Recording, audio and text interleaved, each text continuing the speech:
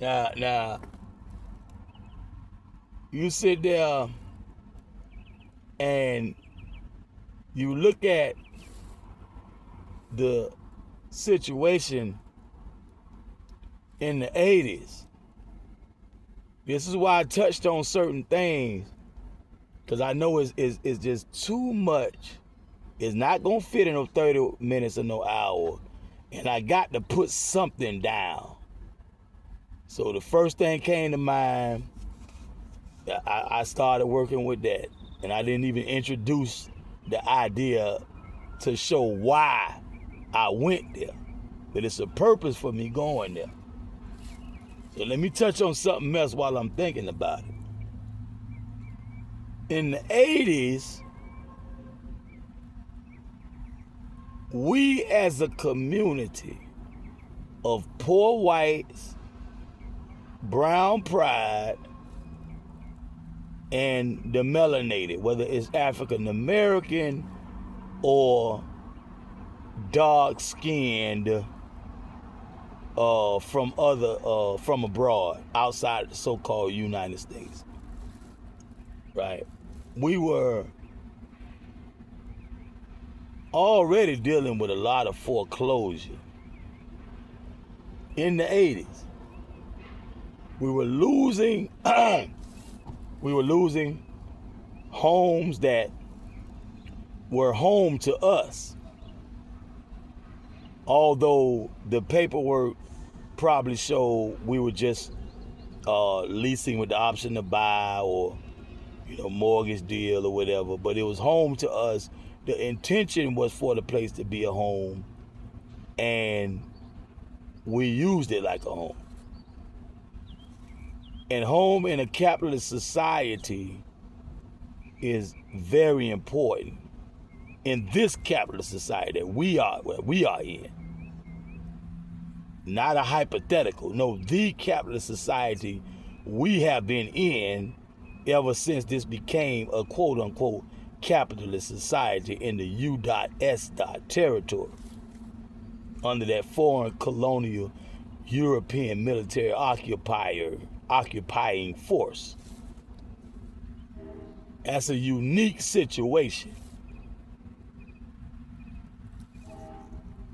We were losing homes to foreclosure.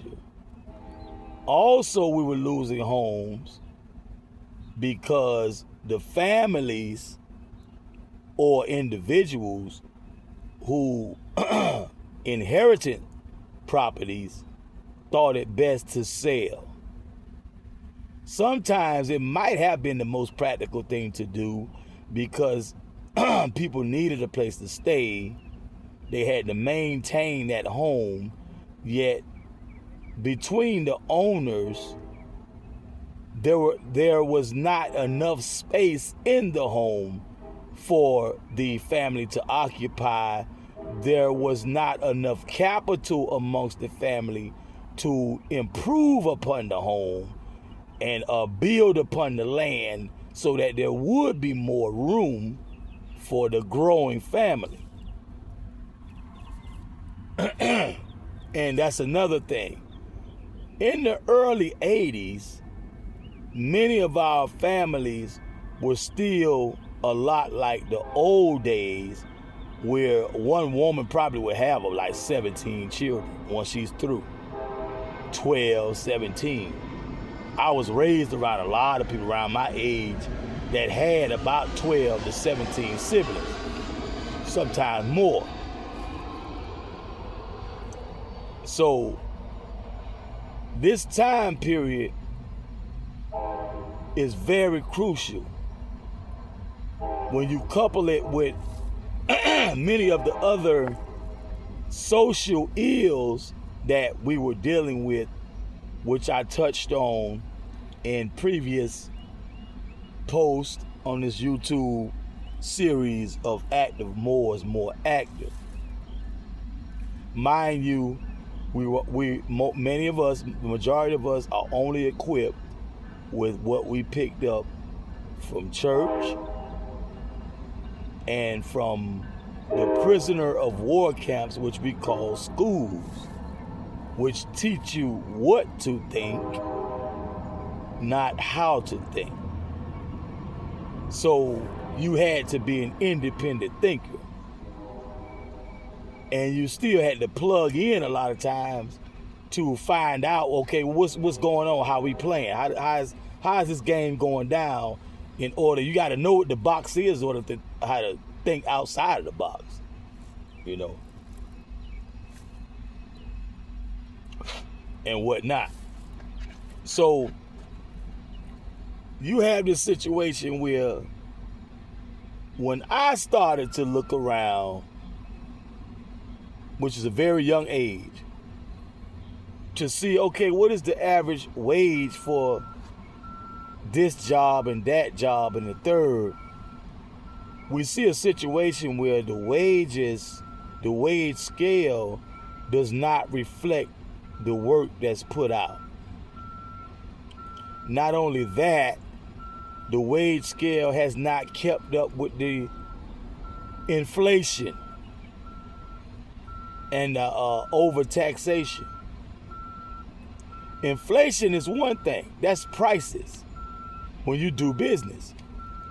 But when you couple that with the fact that the de facto governing body is arbitrarily raising taxes, creating fines and fees and whatnot at their whim, Congress has been giving themselves a raise every year since they took over Congress. Somewhere about the whole time they've been in Congress, they just arbitrarily say, well, we gonna make a whole lot of money. But you guys, okay, so those of us who rose to the occasion, there were a few things we pinpointed.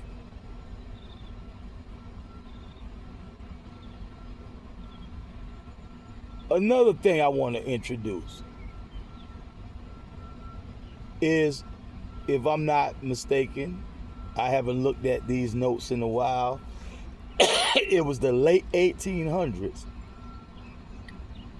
or early 1900s.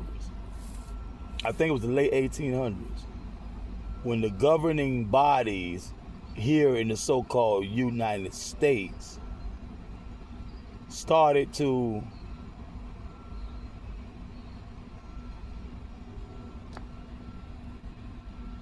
suggest legislation. They hadn't even passed, they suggested. They started to throw it around.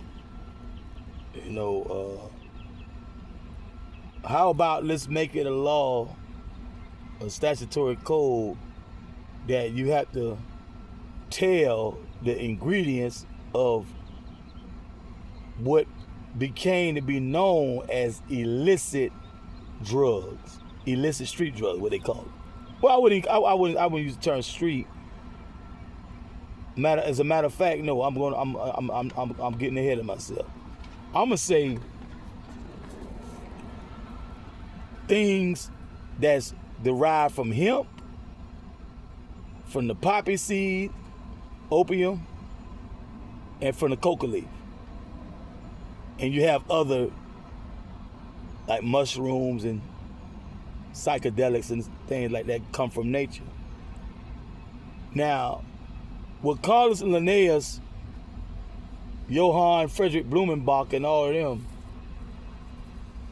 what they were tasked with, people like that were tasked with when they came over here, was to find out what this was. They had no knowledge whatsoever.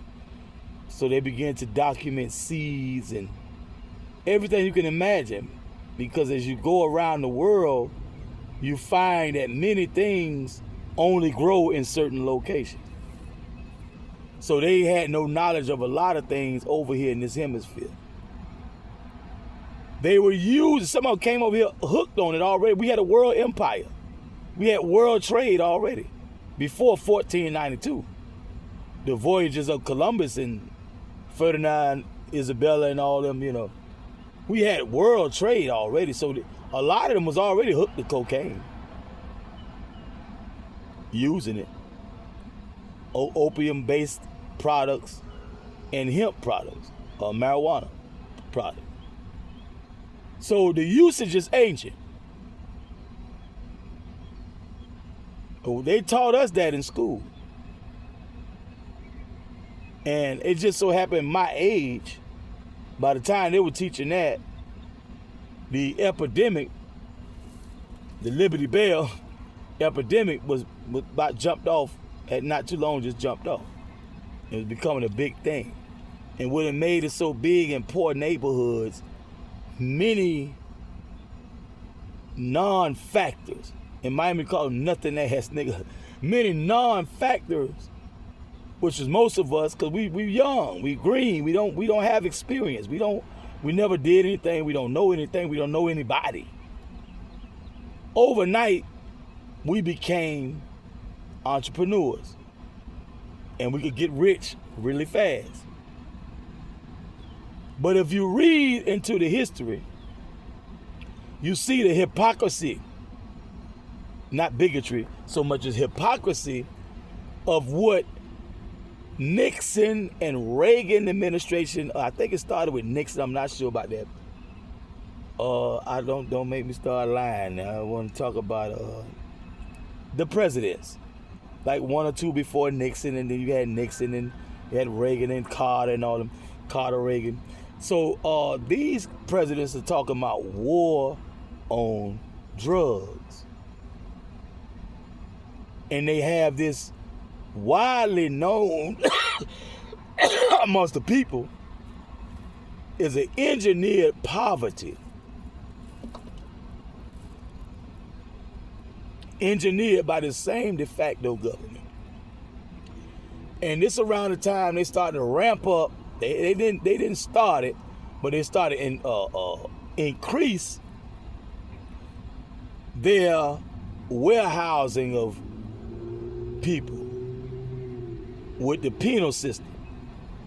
It's turning more into a business as opposed to a Department of Corrections. They started to take out the education. You can get skills in there. You can get degrees in there, certifications and degrees. They started taking that out. And they lied and said a lot of citizens, taxpaying citizens, were saying it's not fair that you could be a criminal and get a degree when I got to pay for my child's college. I got to pay for mine. We got student debt. They lied. Although too many citizens were echoing that because they were all over there with that cabal, right? They were deeply invested in all of this. A lot of them had investments in the penal system and whatnot. They were right along with it, even though they weren't in office and whatnot. You do have those type. Now you have these dynamics working where people see this going on. The community is being drained dry of their human resources. A lot of female-led household, the woman is gone. You got latchkey kids, the woman at work. The father's not at the house with the children either.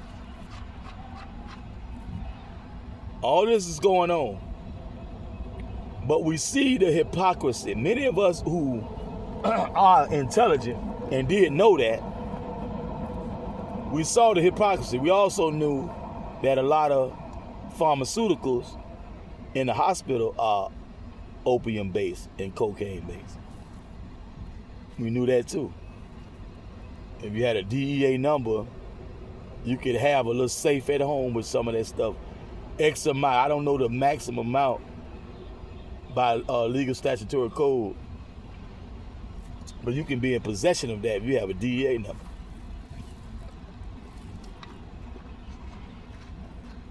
So, we see and know this is a monopoly being forced upon the people. This has nothing to do with morality. This has nothing to do with the actual plant that grows from the earth in nature being morally wrong or a poison, as they say. just about anything that you can ingest as a human being to subsist off of can be likened unto a poison when too much of it or in too much a concentration.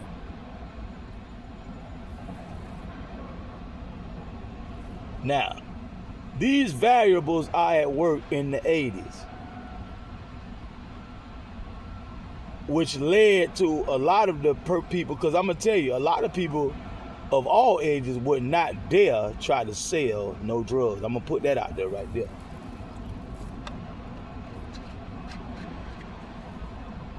Those of us who are wild, quote unquote, who didn't have much game as far as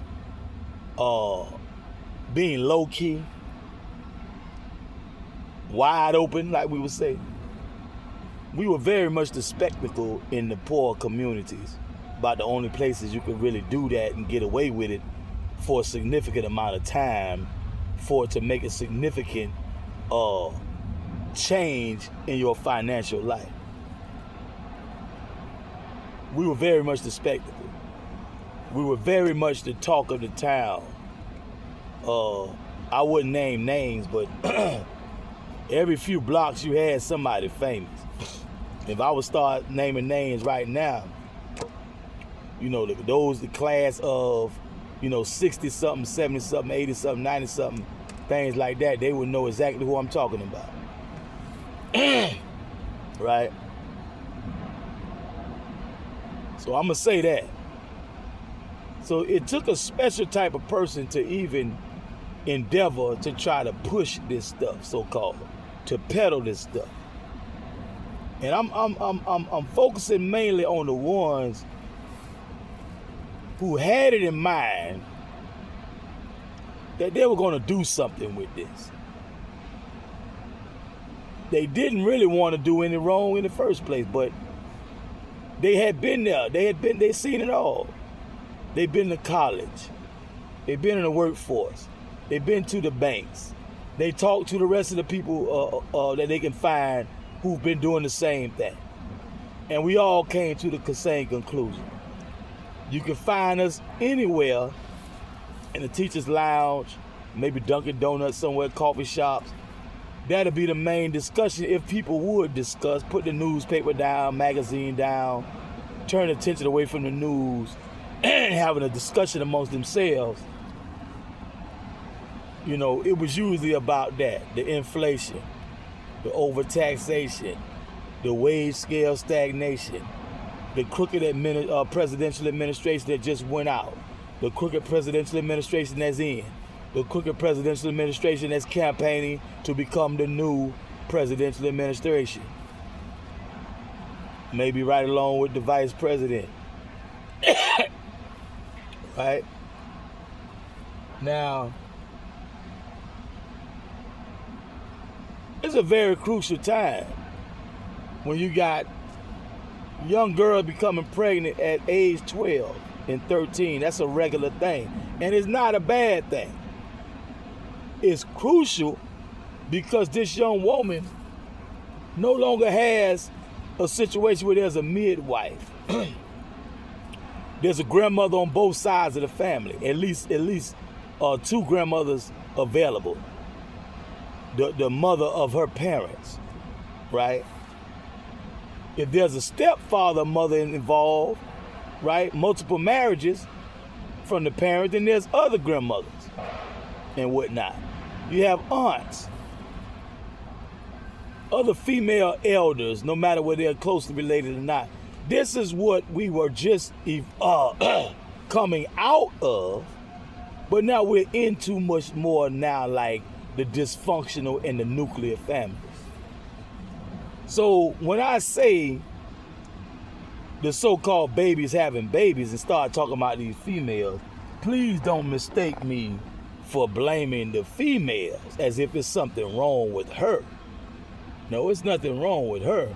Matter of fact, it's perfectly working all right that she is being the progenitor, the generator, operator, destroyer. She is doing her job. Her body is doing the job. of republic. And this is a divine and national republic. Don't mistake me for talking down on our sisters of any nationality that would endeavor to keep a child through gestation, give live birth, and proceed to either put the child up for adoption, keep the child for themselves, allow a family member to raise it, whatever that woman decides to do, that's her womb, that's her child. And that's her office. That's one of her primary offices. Without that, we looking at extinction as a species. With that being said, it's still a problem, largely because of one, the current, at the time and up until now, de facto governing body. Then you have those bodies that could be, should be, would be the government of the people, for the people, by the people. So when I say that, you have a government which now has become a de facto government by this time period. But I kept saying people, people, people. Now the primary people, the principal people, are those who are cognizant of what government is all about when it's rightly regulated society. All the while, we had those people who knew full well a lot about the cultures that had been suppressed up to that time. Amongst themselves, collectively, we almost knew it all. Right? Now, I touched on Ron Karenga, Bunchy Carter, Black Panthers, Elaine Brown, John Huggins, and all of them, right? In that exact situation I touched on to reference, to elucidate or illustrate what I mean when I'm talking about my own situation, to use as an example, and not only an example, but also a part of my story. That's my history too. Those are my elders. Bunchy Carter. What's the name? Slauson Street Gang. Al Princess Bunchy. Yeah, that's a Bunchy Carter. Okay, I saw Fred Hampton's face. Fred Hampton. Okay. You know, and the list goes on. If I start thinking too hard about that, I lose track of what I'm trying to say. So we touching on the drug trade. We touching on the foreclosure, the early age. We touching on the nuclear dysfunctional family. We touching on the deculturing, the intentional deculturing of a people. And this is worldwide. The 60s is a good time period to study, because the 60s, there's a lot of available information that was not suppressed for a lot of places around the world, like Cuba, African countries, and so-called India, and Asia. Where the Mau Mau clan from? All over the world, where you had people who organized a lot like the Panthers. The Panthers are very famous in the United States if you are a history buff, especially when you're from the United States, you are educated in the United States. The Panther information is more readily available, more so than a lot of other information, because for one, it happened here. Two, the media didn't suppress so much of that as they did a lot of other movements, right? You got a lot of information still classified right now, right? So you got a lot of information with the Panthers that never was classified, and also that was declassified, and you had a lot of Panther members who didn't mind speaking out. Geronimo Pratt, you know, this person and that person. So someone just uploaded to YouTube that exact situation that I spoke of the majority of the names that they put in that little short documentary, it's about 15 minutes long, were the same name that came out my mouth when I touched on some early publications of active Moors more active.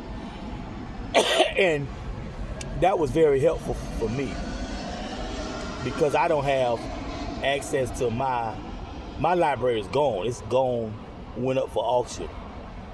Once again, I lost everything I own once again. And I got to start over. So that's very helpful. I intended to do something with that on my reels. I do a lot of things. I get a lot of stuff in on my reels on Instagram.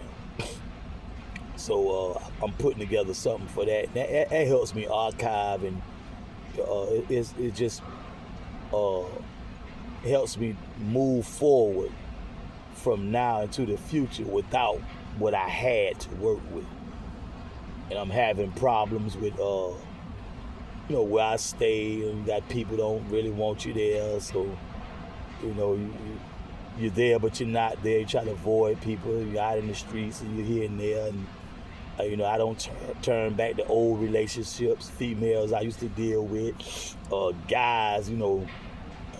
If you been listening to how I'm talking, usually people with a history like mine, we have a lot of bridges burnt, whether it was me, at fault, the karmic person, right, the antagonist, or someone else. Those bridges are burnt. So it's a situation where in the military, sometimes the commanders and whatnot, the higher ranking, right, they would burn the ship, the naval ships. If you want to get back, you better take a ship from the enemy. Ain't no retreat, no surrender. Let's fight.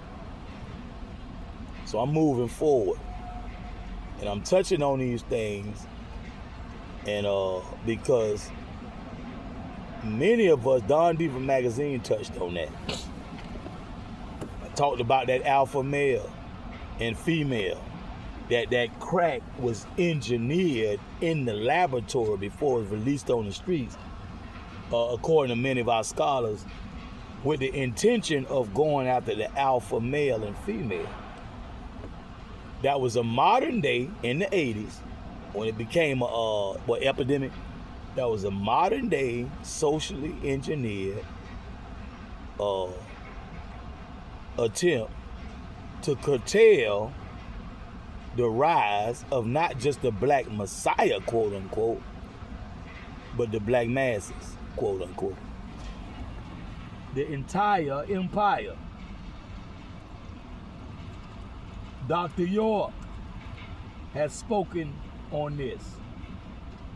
Dr. York talk about how each wave of whatever you saw them promoting was something scientifically engineered to curtail us, to have us caught up in something that was less productive than what we were already working on and what we should have been working on.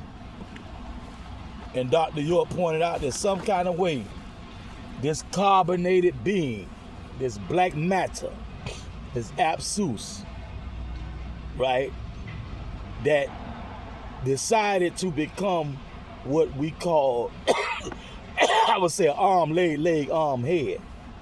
Allah, God in the flesh. Some kind of way, we always found a way to overcome that. But we do take those hits. We do feel those hits. So the result is we are not where we should be and could be. That's the problem. Our Luther continue where the struggle continues. And we have to address these situations. We have to pinpoint what is the matter. We cannot cure a disease if we turn a blind eye to what the disease is. Treating the symptoms does not cure the disease.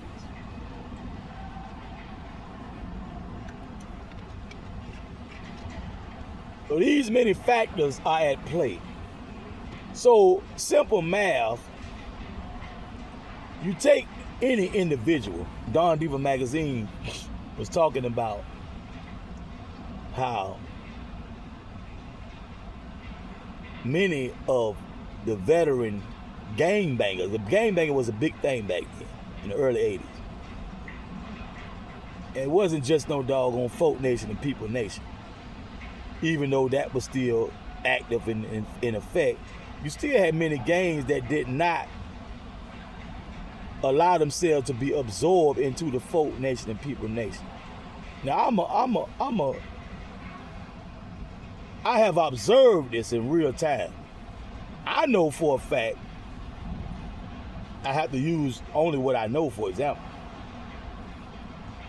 I never had any of these gangster guys tell me about how they had the answer to Chicago. Folk nation or people nation. P Stones of GD. Black Disciples, Supreme Gangster, blah, blah, blah. I never saw, I got some inboxes I sent out to ask some questions, but these guys, I hope they're not dead or in jail. I doubt if they're dead. But I hope they're not in jail. But I asked the question. I know about Miami. I already know about Miami, but I had to think about it. And I think I know, but I want to know I know before I go online and speak as an authority on the matter. I want to know. I got to check. Have you guys in Atlanta? Because I don't remember this shit. I don't know. All I know, we had shit like Chateau Boys, East Hamp, Morning Sun, Lime Street. See, when those names I called out, if you were in their area, you was in their area, everybody knew it. Whether we were scared or not, whether we gonna fight back or shoot back, that don't matter. What the OGs gonna tell your ass, the cool niggas who could be and would be your backup a lot of times. A lot of times, it was always a time in Atlanta and Decatur, as the city of Decatur, DeKalb County and Fulton County, that them older niggas will stand up and come out the house before you even know. They was in there, they can hear. Back in the day, a lot of times, might have a fan on and the window open and the screen door, the door open screen, they can hear. Sometimes you can hear through the closed window and the closed door. They'll come out the woodwork on your ass and handle your business before you can handle it. And straighten the next man and tell him about what he wrong at. That's who raised us in Atlanta. I was born in 70 motherfucking 3. God damn it. And I still remember, even when I was 14, getting rusty and big and grown, I left when I was 19. I came back again at age 22 and left about 23. Something about right there. Right? But from the time I was almost 1, we went to High Tower apartment, where High Tower train station at. To the time I was 19, I was going to school up there. School year, the school time, I was in Fulton or DeKalb. So when I'm 19, we got episodes with grown ass men. I couldn't even say their name if I wanted to. Would come out the woodwork and got my back. Sometimes they'll come out the woodwork, give me some advice. What's happening is they observe, they know, niggas talk, they see, I'm doing stuff wide open. And they just dropping the bug in my ear to give me some advice on how to tighten up my game. That's it. And Atlanta nigga was real good for this because they knew how the government, the federal government especially, handled King Larry Hoover and the like. And they knew that the federal government and whatnot still employed bugs, phone taps, people wearing wires, and niggas a snitch before they bat an eye. So to keep their new law, to keep themselves from being charged with contributing to the delinquency of a minor, or running a drug operation, or running a gang, and all get a gang of time and be thrown under the jail, they would limit their time around us. And they would limit how they interacted with us. But they were there for us. I will speak up for them and say that. Them brothers were, they were there for us. We clashed sometime, like I talk about, God bless the dead, DeAndre Stevens had clashed with Big Daddy Kane in them. Over that wall by Gene Liquor Store. And Big Daddy Kane said, it's over, man. You know, let them crackers have their way. That's all they did. When I walked past them with my stepdaddy, living in the L on the top, next to Pee Wee them, that's all they were doing, standing there. Might have an open container. You might smell some reefer. But everybody in the community loved them, knew them. They were related to somebody in there. They either lived there, they used to live there. They got alumni, Blase Squad. They played on the same football team, basketball. It's fam, it's love, it's all love. So earlier I talked about this war on drugs and tough on crime. So they used to say, well, let them crackers, you know how they is, let them crackers, you know. So the rule was coming down from the elders, who wasn't all that old. They 20-something, 30-something, 40-something years old and up. Had old CB, loud ass CB, down there right before you get to the mailbox and all that. You can hear his ass about damn quarter-mile away, right?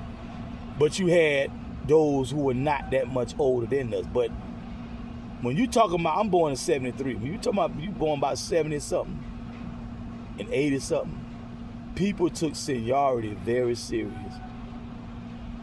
I said that a few times before. Man, you can have twins. The one born a few seconds for the other, he would treat his twin like that twin about 5 years younger than him.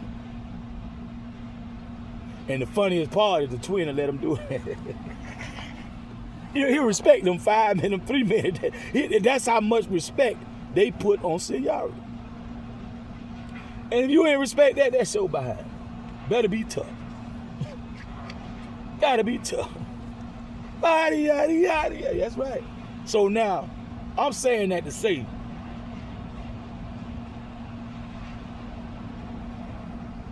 those of us of whatever age you were, you had people of all ages doing that, we saw that if we didn't sit here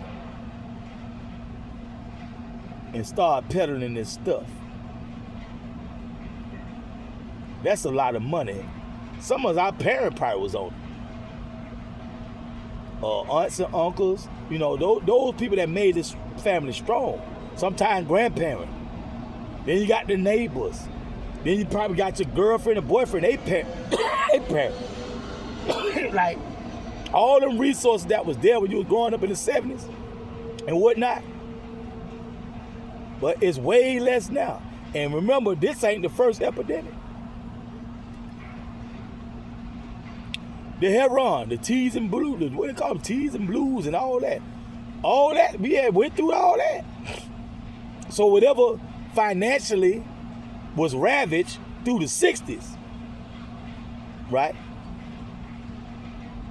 Now you got the 70s, which is just a continuance of the 60s. And here come the 80s with this new, because I'm going to tell you, like I said on the previous post, when I made a couple of mistakes, I wanted to correct the mistakes, but I didn't want to start talking about that now. Lose my train of thought, because I want to introduce this other stuff that I didn't mention then. That epidemic, the Liberty Bell in the 80s, you saw the devastation because the people we grew up looking up to, even if they were sniffing some coke, main line, main vein or something, smoking reefers, alcohol, they still had material things. They had a place to stay. A lot of them had them moved out the house. You know, people like Big Ike had up to what 30, 32 or 64. Some property, and that's just what was in his name. They done moved out the house for sure. They open businesses, LLCs, and all this kind of stuff. They got vehicles, multiple vehicles. They paying for people prom, paying for people weddings, paying for other people down payment on their house and vehicles. They were paying college tuition, putting people through school. This what they doing, and then one hit a crack or 1 week binge, and that person never came back. Now, what if that was your mama, your daddy, your older brother, big uncle, this and that, somebody who was a staple, what they call it, staple in the community? Somebody who was a big breadwinner. And now you sitting here, might have had some children already. Because like I say, man, having children wasn't no bad thing, man. We come from the farm, man. You better have some children, push some things out. Because if you get to a certain age where you can't do certain things, or you no longer here, for every one person that's an adult, that one person can and down the line, that person brought 10 people. See? From 1 or 2 spouses, or whatever, 3 spouses, whatever. That person brought 10, 12, 15, 13, 20 something people. A rural lifestyle, we need that. All hands on deck.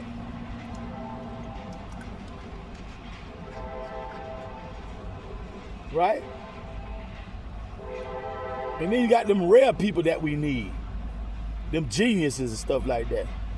With all this birth control and all this kind of stuff, sticking the coat hang up in your coochie and all that. Condom sex and anal sex and the goat throat, that ain't gonna get it. Shit. That ain't gonna get it. And they got us so scared now to have one child. But that's the reality now. Because of the financial attack on us. Because they'll take the children, they'll put you in jail for child support. And when you get out of jail, you're paying child support to the state, and you got some foster home for the child. They probably molesting the child and whatnot if they ain't done ate them. Okay? Yeah. So you had those of us who saw that it was simple math, man. This money, if you had people like Louis Farrakhan, right? I'm trying to think of some of my biggest speakers in the 80s. Up with hope, down with dope. Jesse Jackson. If every black man and woman and brown pride and all that listened to the speakers of that time and said, I'm not gonna sell no dope, all them junkies would have went to the community that did. The white community.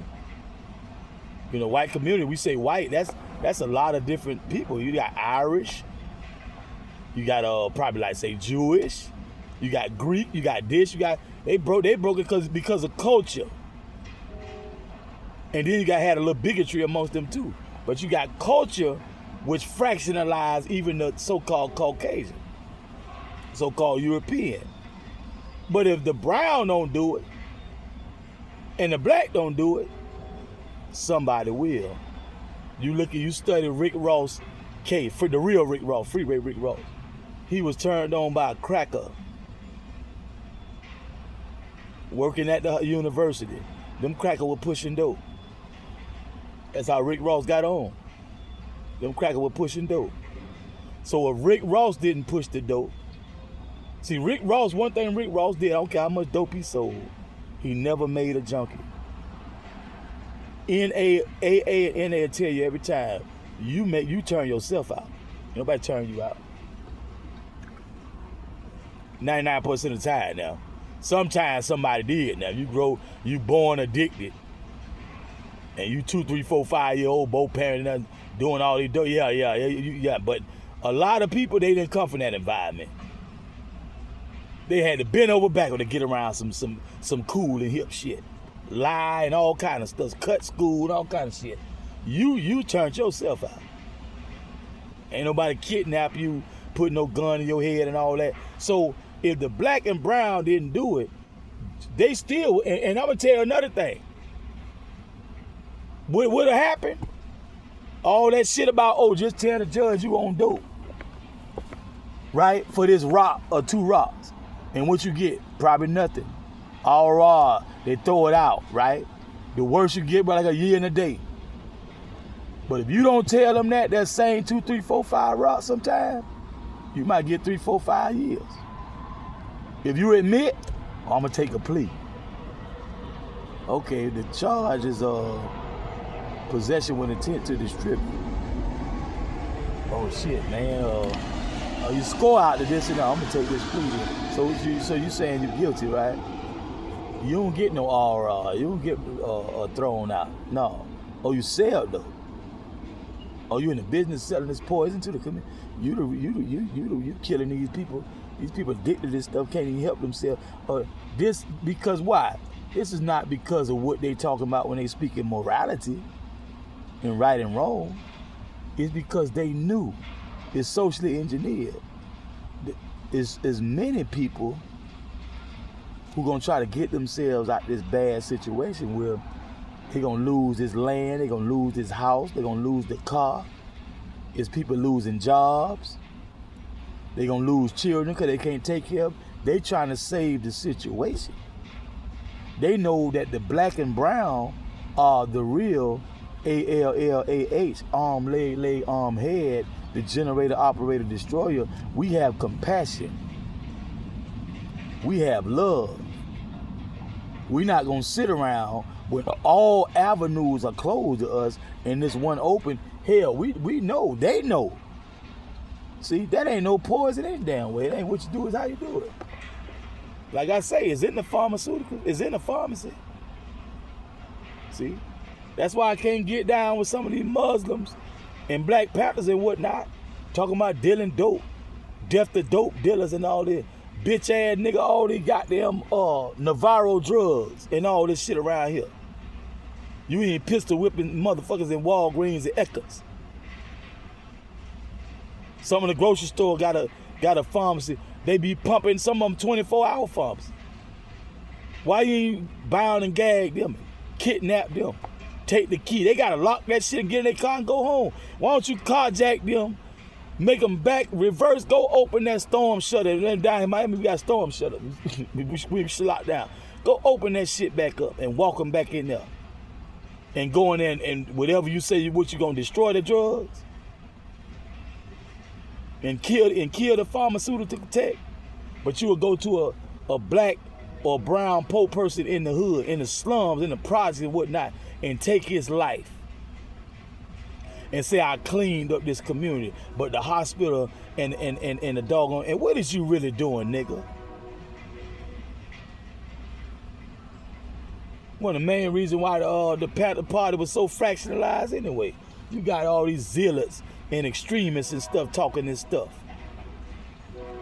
When they got to deal with their brothers and sisters malnourished and whatnot, poorly clothed, it get freezing cold in places like Chicago.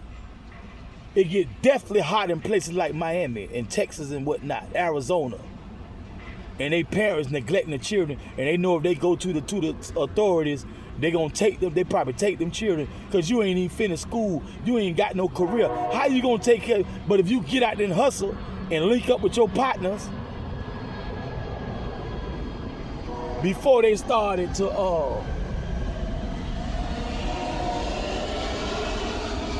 you had a few waves of hustlers that started to go down because the player haters especially got a lot of them first ones popped, but some of the best ones, they got them popped.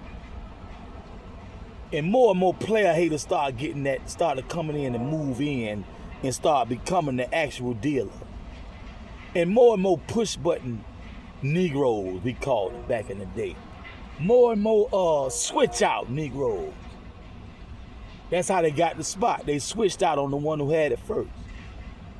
So you got all these subpar actors coming into the game while the real niggas dying and going to jail. So now you go from people like Freeway Rick Ross, who invest in a community center and try to raise his whole goddamn county and his state and his country and this goddamn world. And you will get a faggot ass nigga with some platinum. Most of the niggas wearing that gold, they dead and in jail. And got the young niggas thinking that's played out. Ha, he wearing felines, I wear foreign. You niggas stupid. Fuck, I wanna buy stole retail prices from a foreign cracker. Boeing and all them motherfuckers. That's the one make the most, them fighter jets, dropping all them bombs on Palestine and all them, in what they call that, civilians. This last so-called, this conflict over there over Gaza.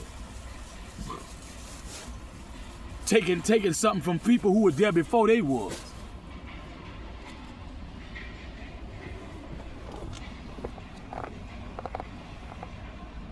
$1945, believe me, late over there, around that time when they came up with okay,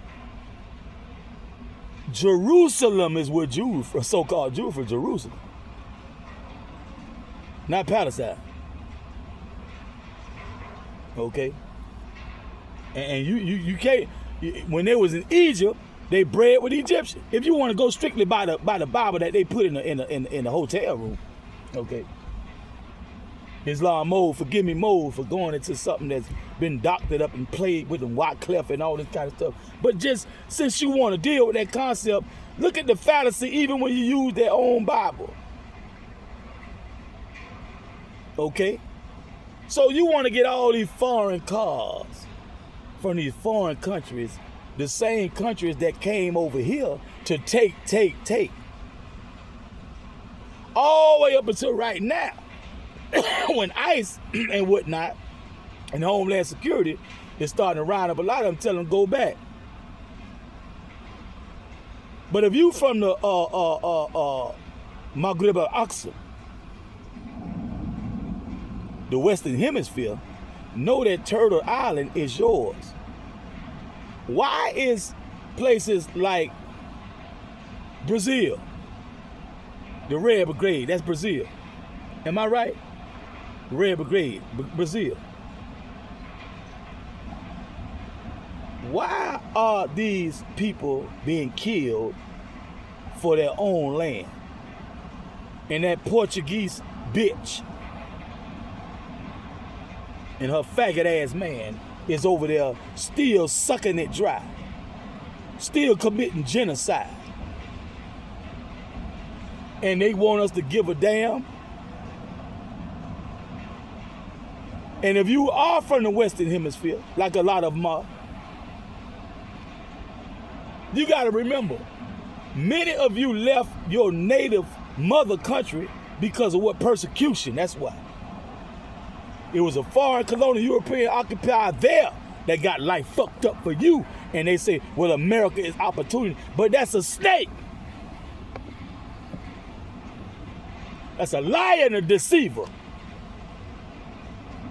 Every mother that been over here, that came from Cuba, Boricua, and all, been over here 40 years, 60, know that American dream was a lie. Look what they did to a lot of your people that came over here once they got here.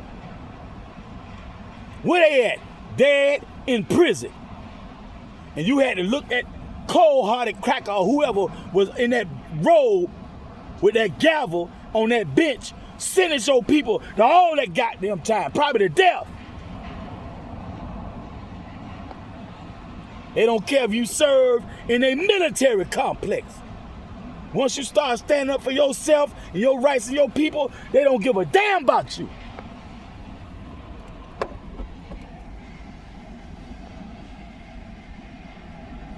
And you got business to take care of at home. That's your shit. If you got a drop of melanin in your fucking ass, and that's by they rule, that's by they rule. Because we didn't make up the one drop rule. But if you got a drop of melanin in your ass, they don't fuck with you unless you sell out or you a part of the dark priesthood. The Black Hand. and whatnot that's behind they motherfucking puppet ass anyway. Most countries are rich.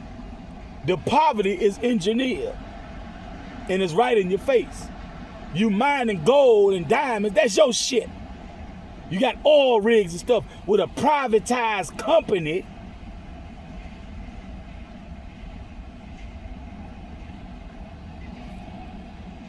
You are not poor, you are oppressed.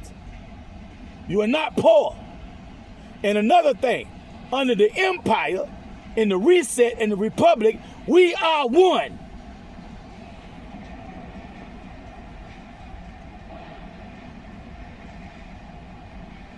But you are talking about a vast, vast empire. Imagine I go to Alapata and arbitrarily just go in somebody's condo and make myself at home and deny them first dibs at everything they own and go to telling them what to do, talking to their children in the kind of way, talking to their elderly, talking to the neighbors, and me and some guys of mine, guys with me, we just take over the whole apartment complex. Before you know, we got the whole block.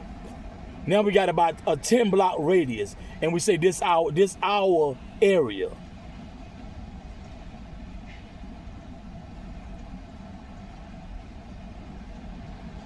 So even though we are one in the Western Hemisphere, Turtle Island, when they started to remove caciques and chiefs and whatnot, sultans and kings and whatnot, queens like Carolina, Khalifa and all that, these people had a big job, and they were heavily invested in.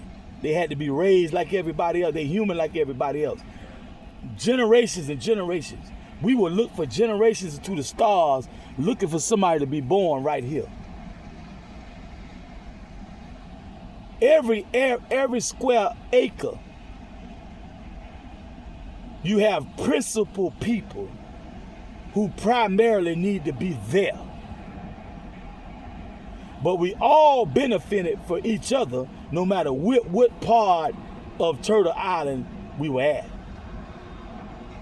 But you guys got too comfortable with turning a blind eye to the exploitation of the so-called African American. And I said once before, an African American in his genetic makeup can be anything. When you go up the family tree, especially, which most de facto governing bodies have that on record. They know who the fuck you are. They have to recognize our sciences. Like I said just recently, some of us are born to be something. They can't sleep on that. When they talk about they trying to prevent the rise of the black Messiah, what did they do with baby Jesus? The three magi looked into the sky. They ain't looking to the people. They ain't look between the woman's legs. They ain't cut the womb open yet, like Pharaoh. And Willie Lynch, them on the slave plantation. No, they look to the stars.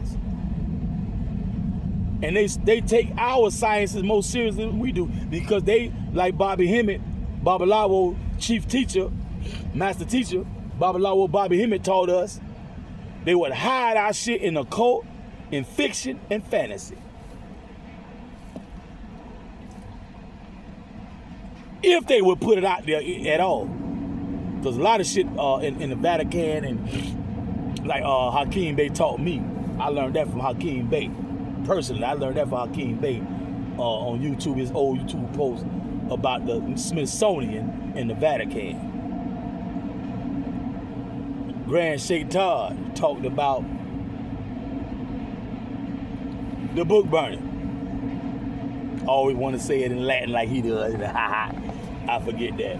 The Indexus Librorum, the book burning. But they didn't burn the master copies and whatnot. They can't afford not to have. That is word life. That information is life. They can't afford not to have it in existence. But they will deprive the people of proper knowledge, useful knowledge.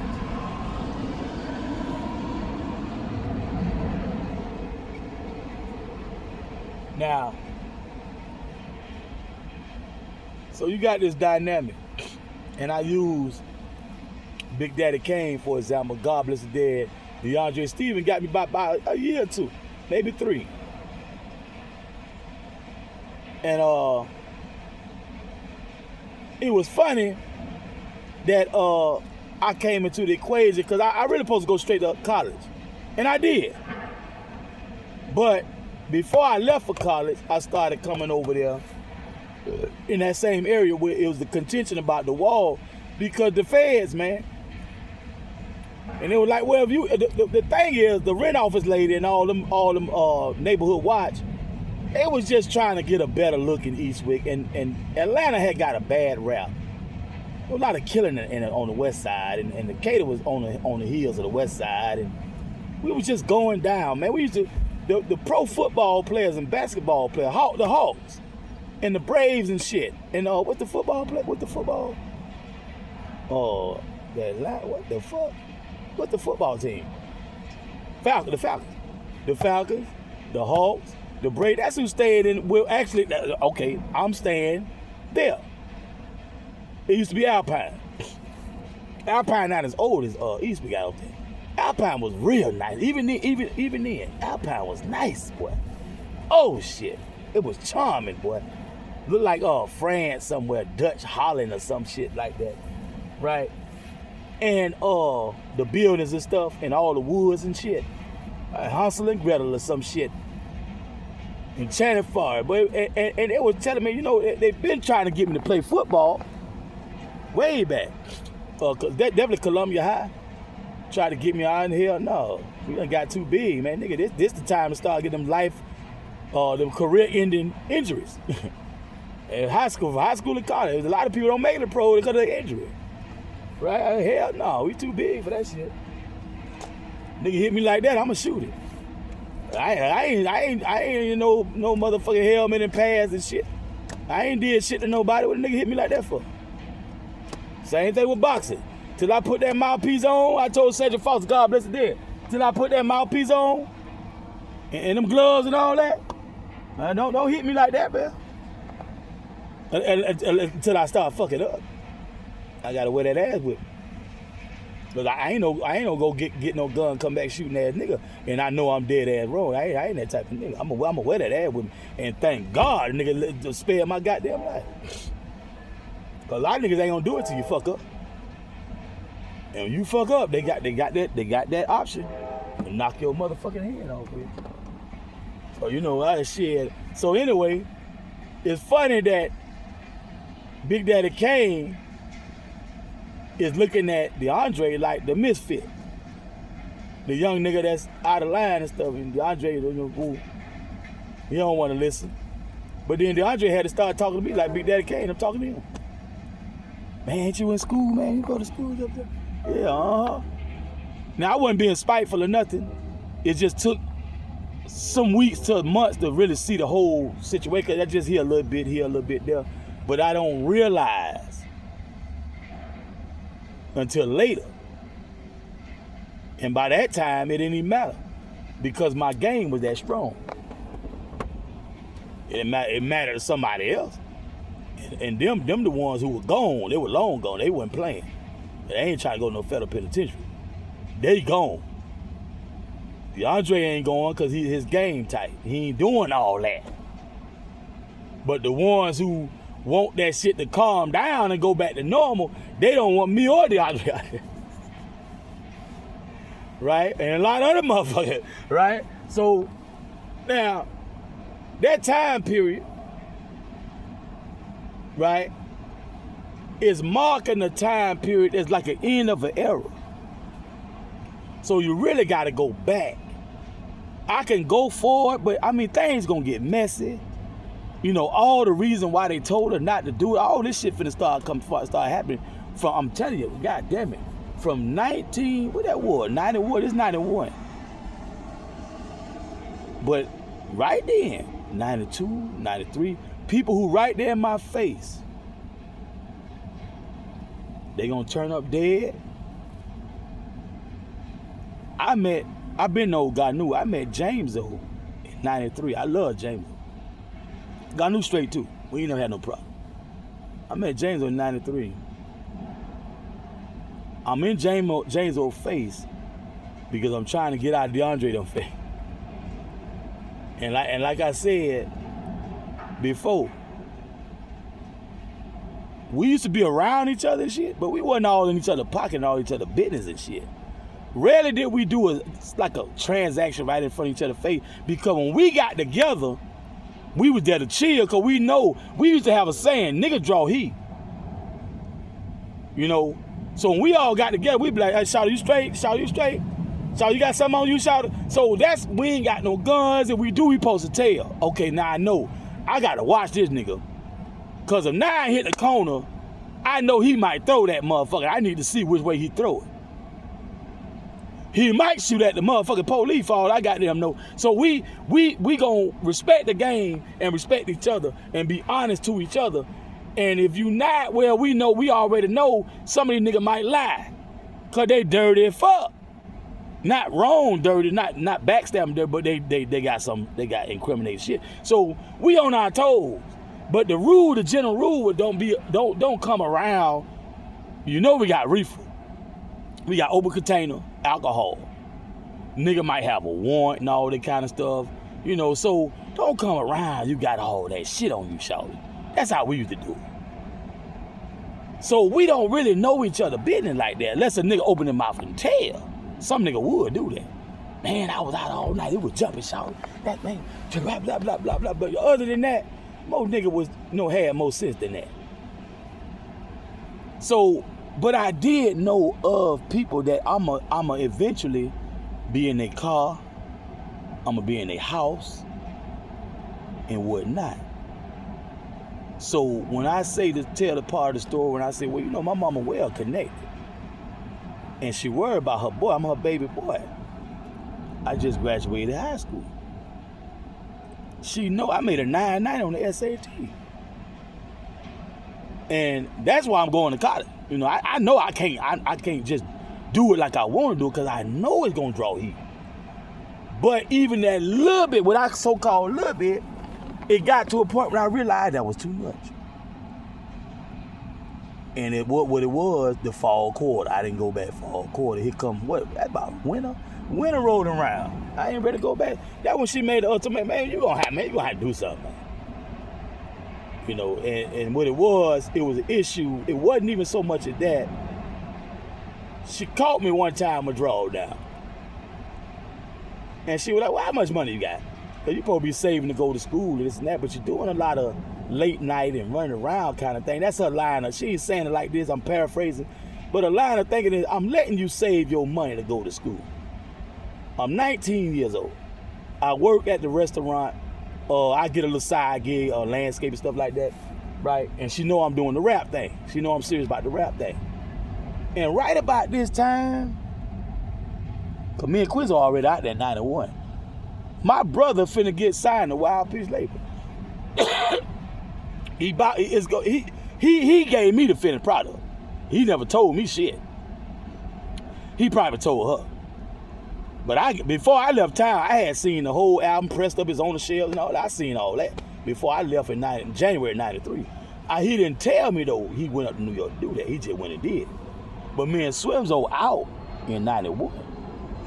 Right? We out like Edward J. J-Team, Kids of Rock them, Jelly Bean, all them, Smurfette, Hitman Sammy Sound, making noise, much noise. We out like that. And after we came out, like I keep saying, that's when first it was Hardboard. ATL Hardhead Hardboard like that. That's about it. When I leave, Rico Wade gonna put together, he probably already put it together, but he gonna put out Outkast in Goody Mob. Jermaine Dupri, but Jermaine Dupri ain't got no hard rocks though. He ain't had no hard rocks.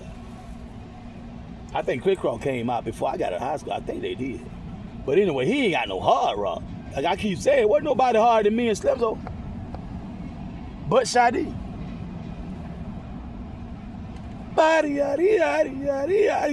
You man, show me. Now 135 beat per minute type of nigga, he probably a hard ass nigga. Clay D and P. I'm talking about his music. And what he care to share with the world. Now, I ain't knocking no nigga now. You understand? Or female. Now, anyway, it dawned on me, we in the apartment, we in my room. She said, how much money you got? I can't tell her. I just got paid too. I can't tell my mama I'm all in, Shawty. My mama don't get down like that. She ain't nowhere near like this ghetto ass shit I'm into. I'm into the I'm trying to get a hold of the projects. I'm trying to get a section there. I'm trying to find how to get a section there myself. Food stamp, all that. I'm that type of nigga. I'm gonna do it all. I'm what they call Bougetto, best of both worlds. I ain't turned down nothing but my collar. But my mother is different. She believes in what they call pull yourself up by your own bootstrap. Get an education, get a career. Entrepreneurial career. Get a career, or get a entry level job or whatever, and she'll be going to school to increase your earning capability, or go to the military. Matter of fact, she said that's where I was going. I think around that time, or maybe a little early. I think we was there. I think it was at King Glen in Alpine. And one day she said, Jamil, she talking to my brother Mackey, and she said, Jamil going to the military. I looked around, what the hell? Who told her that? It wasn't me. And it's the same person I ordered politely, calmly, ordered her to put me in martial arts. I probably wasn't but 3 or 4 years old. And she laughed. Said it was too dangerous. She also said it was too expensive. Matter of fact, that was she didn't say that. She said it's too expensive. I believe that all the way up until I met Sensei Jerry Dixon. I had to meet him after, it had to be 03, because I had that Mitsubishi. It'd be 03. I copped the 01 Mitsubishi in 03. And one day he was talking about, and I had been with him for some years when he started talking about Sensei Rennie, ghetto fighters.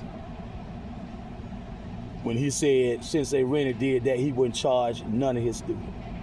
I said, I'd be damned. I think Sensei Herb was the same way. I said, I'd be damned. And I ain't get this, like I say, I'm born in 73. I ain't meet Sensei Jerry until 03. Sensei Jerry, the first man that ever taught me.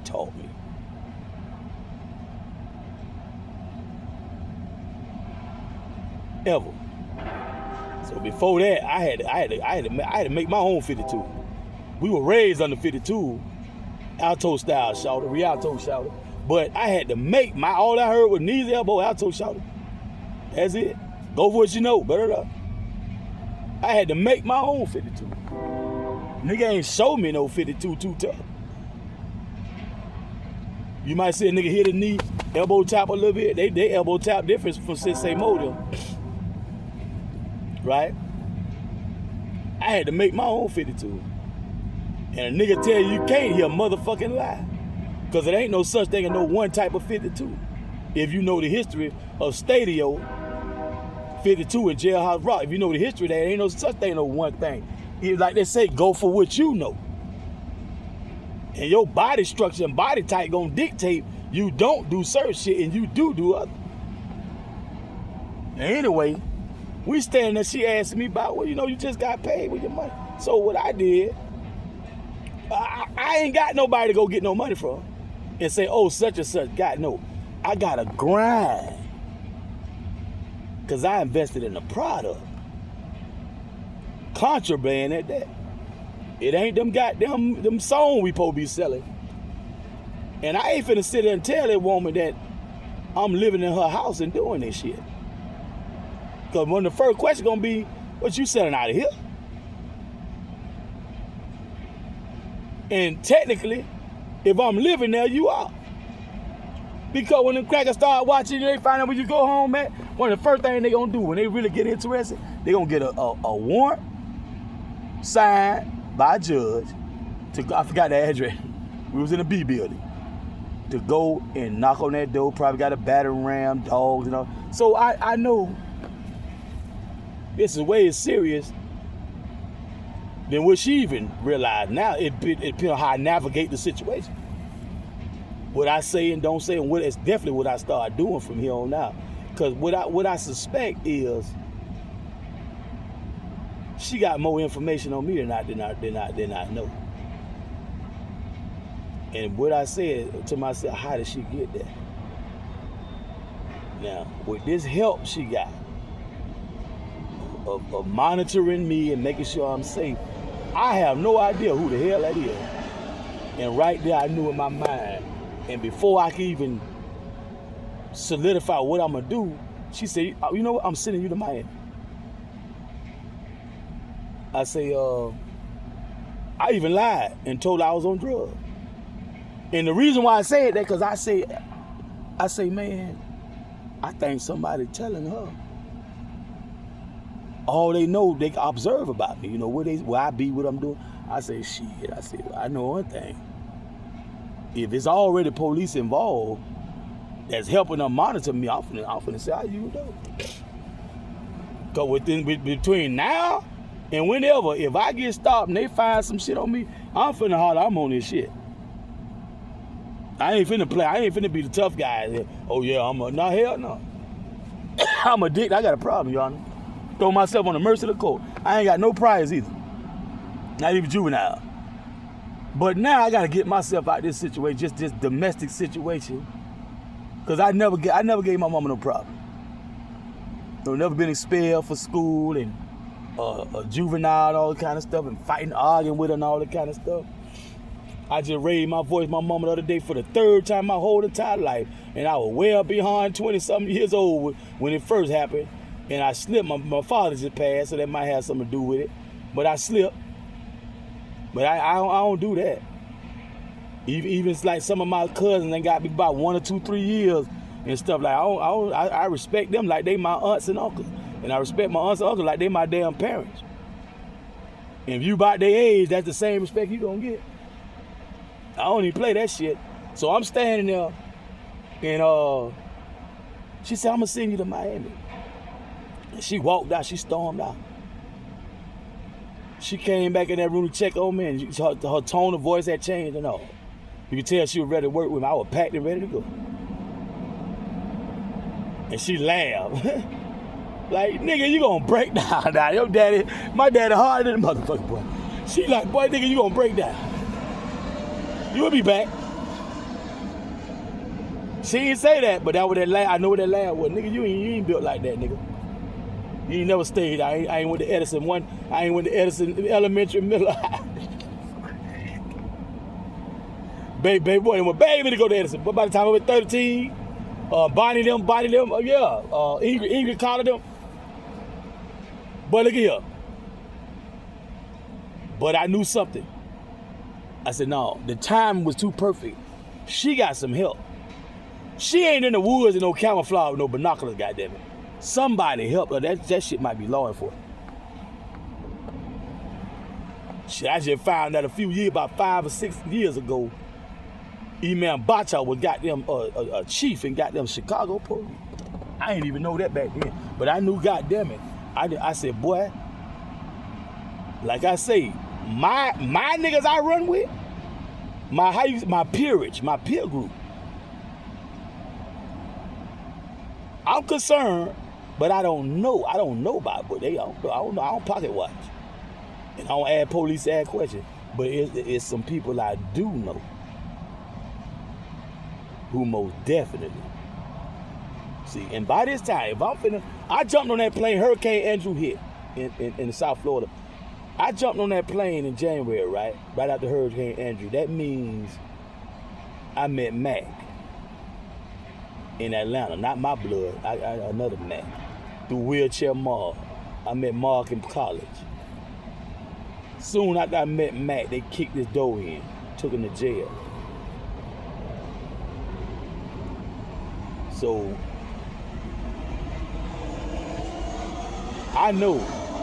I said, well, if they doing that, yeah, that's the best thing for me. So when I landed in Miami, I basically was the same person. I was always on point. I basically was the same person I was, but I had to do less than I used to. I'm saying like I had to do less when it comes to what I really do. I gets down. And I had to do less. Because I know them fed probably on me now. For sure.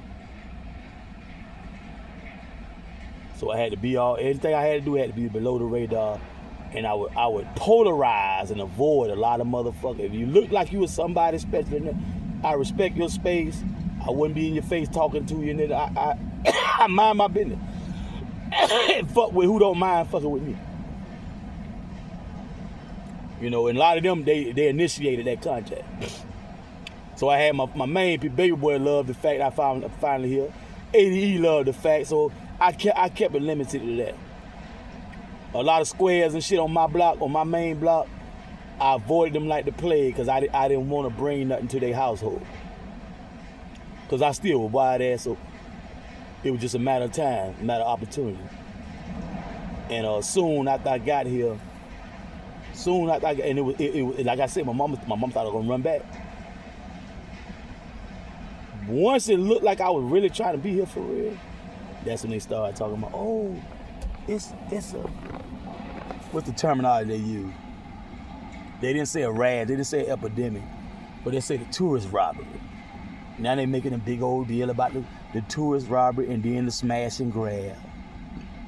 Old ancient ass, but now that I'm here, and I might enrich myself within about 62 seconds. Because I ain't got shit to do but hit a lick or two splitting you with these 52. Go back up the road and knock that faggot ass nigga off for putting his hands on me. Stalking my motherfucking ass. And go about my motherfucking life like a true gangster I am. They gonna remove all chances of me getting plane fare, rental car fare, and whatnot. Pocket chain, I'm talking about pocket chain. Baller pocket chain. Cause I was right in the spot to come up overnight. I ain't bullshit. Miami was off the chain 1993. If you wanted some money, nigga, you can get it. You ain't got no excuse in Miami 1993. That you blind, crippled, and crazy and don't get no check. Tell me, out of all the hustles in Miami, if you wanted to get a good, and then doing the music too. Not only I'm gonna go back up there and knock his motherfucking head off, I'm gonna have a trunk full of motherfucking CDs. Probably have too short on that motherfucker. Goddamn. Debonair. JT Money. You understand what I'm saying? Probably meet Trick Daddy and Bird. Cause I don't know them yet. That's what it is. Cause by 93, they already signing niggas. That's a lot like me and Slimzo. I'm talking about these niggas get record deal.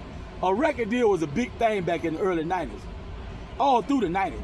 If you got a major label record deal or a subsidiary record deal, that was a big deal. That was a major move. And you got people like Ice Cube and Eric Wright bringing them to their motherfucking knees. Jay Prince. They gotta respect these niggas like men and actually negotiate contracts that most artists could only dream of. We talk about people like Gladys Knight, even Michael Jackson ain't had no damn record label.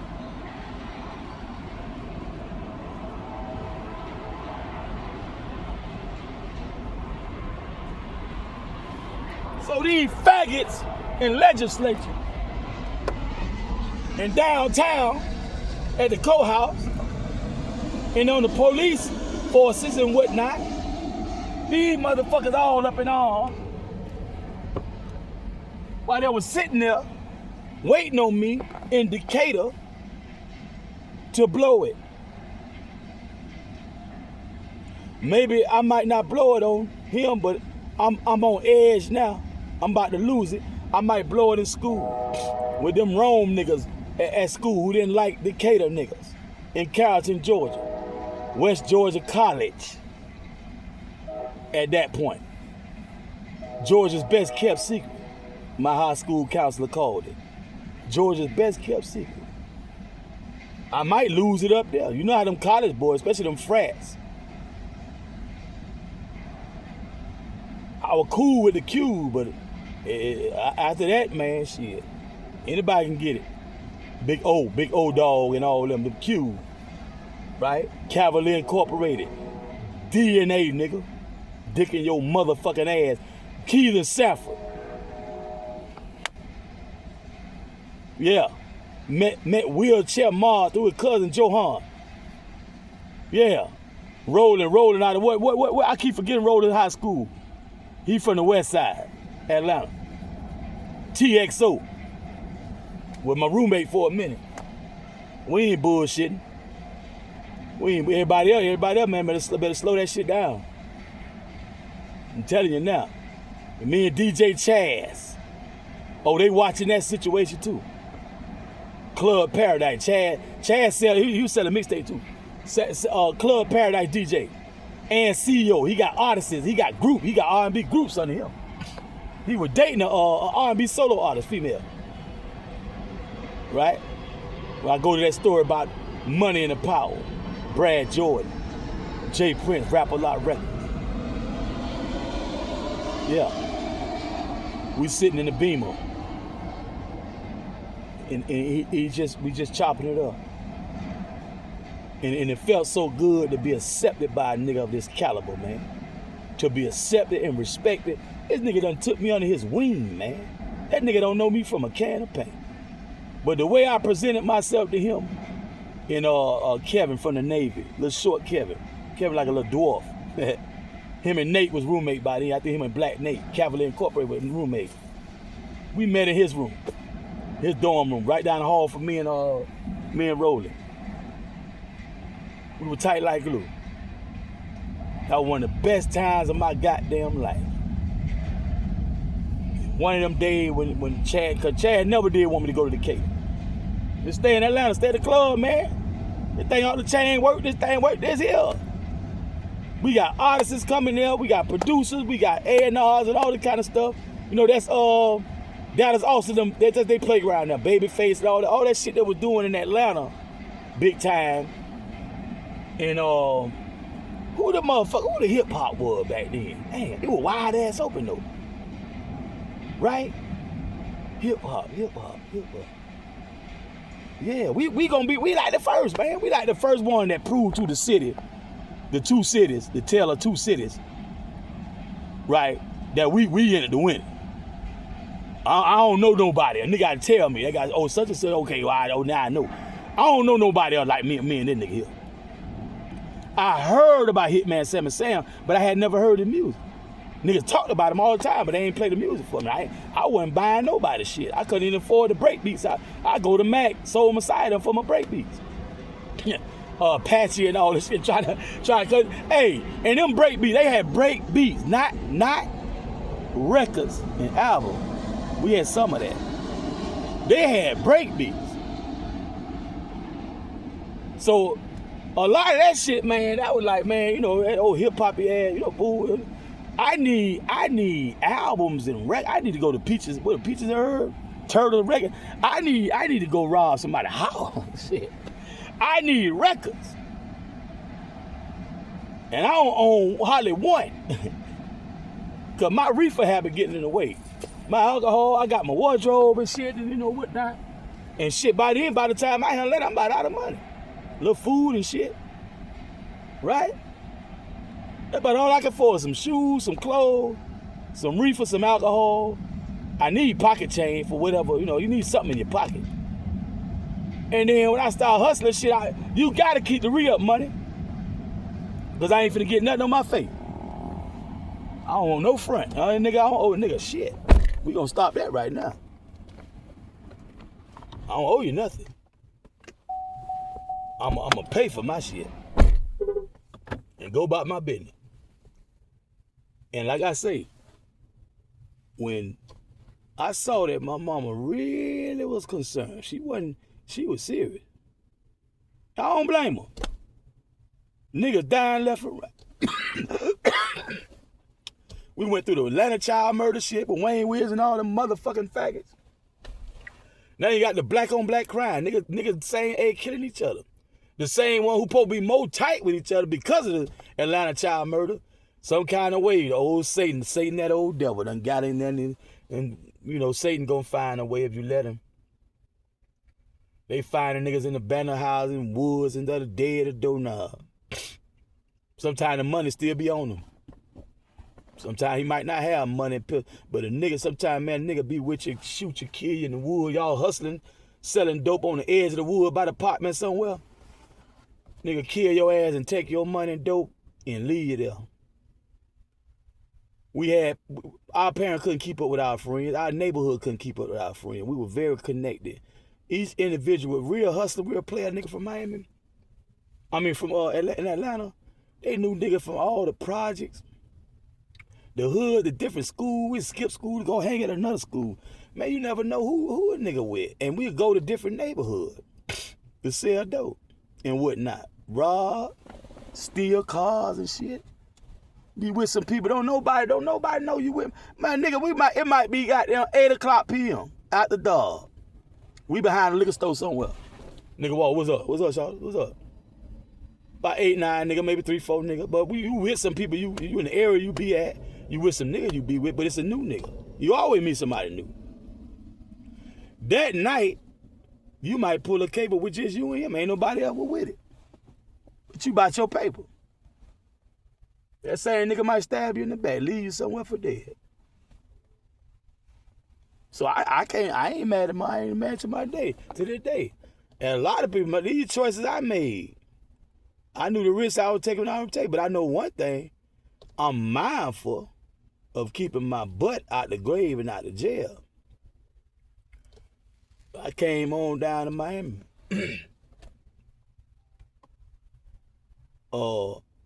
The first person that worked on my rap career, really, truly, was here. My brother, Wally, he did a little something.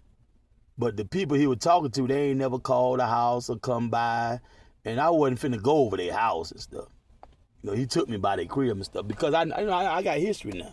I'm 19 years old, you know, so I move a certain way. I stopped messing with a lot of my friends up the road because of the people I chose to, you know, run with. Started getting that money and stuff. You know, we were a lot of cutthroat niggas, criminals and shit like that. So many of my good friends in Decatur and Atlanta never hardly hear from me or see me because I don't want anything to happen to them just because of my presence alone or communicating with me. And then here come this jive from some old street cat or some what they call that, law enforcement and all that kind of stuff. So I minimize the contact with most of my people, right? And I cut off a lot of the niggas that I was running because they wasn't fit. They wasn't up to par, and I had to find out through experience. So I was always cutting some throats.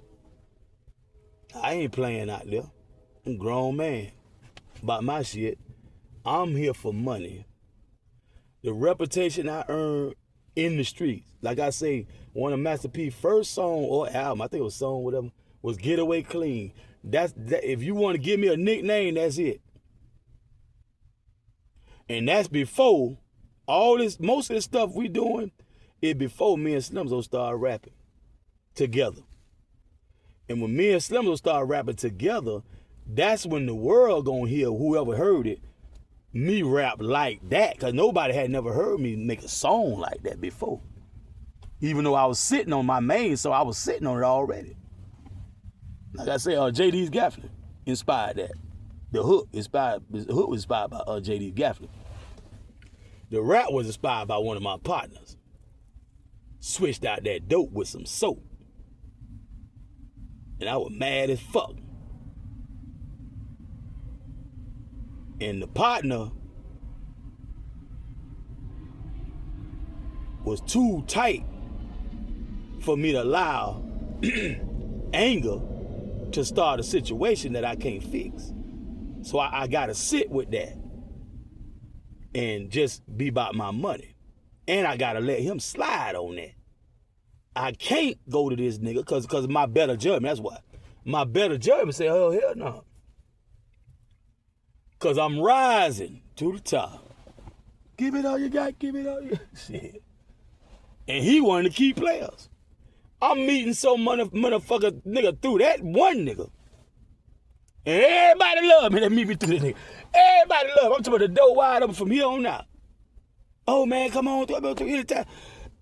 When that sour raisinette head ass nigga, I can't let this, and I'm mad as hell. Now mind you, I can't even trust or trying to have a little regular conversation. I might pop off.